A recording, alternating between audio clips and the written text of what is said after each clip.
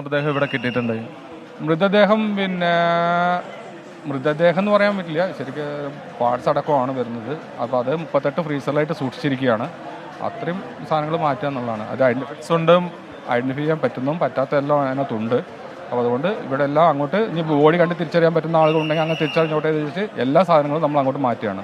Identify ചെയ്യാൻ പറ്റാത്ത നമ്മൾ എന്താ ഉദ്ദേശിച്ചിട്ടുള്ളത്? എങ്ങനെയാണ്? അല്ല, അവിടെ ബന്ധുക്കൾക്ക് അവരുടെ ബോഡി കണ്ടെങ്കിൽ തിരിച്ചറിയാൻ പറ്റുമെങ്കിൽ, ബോഡി പാർട്സ് എന്തെങ്കിലും കണ്ട് തിരിച്ചറിയാൻ പറ്റുമെങ്കിൽ പറ്റോട്ടെ. അല്ല, എന്തായാലും ഇവിടെ വെച്ചിട്ട് ശരിയല്ലല്ലോ. കാരണം വെച്ചാൽ അവരുടെ റിലേറ്റീവ്സൊക്കെ അവിടെയല്ലേ ഉള്ളത്. ഈ നടപടിക്രമങ്ങൾ അവിടെ പൂർത്തിയാക്കും. നമ്മളിവിടെ പോസ്റ്റ്മോർട്ടം വരെ കംപ്ലീറ്റ് കഴിഞ്ഞിട്ടുണ്ട്. എല്ലാ ഇൻക്വസ്റ്റും പോസ്റ്റ്മോർട്ടം വരെ കഴിഞ്ഞിട്ടുണ്ട്. അപ്പോൾ ബോഡി പോലീസ് തന്നെയാണ് നേരിട്ട് അവരെ ഹാൻഡ് ഓവർ ചെയ്യുന്നത്.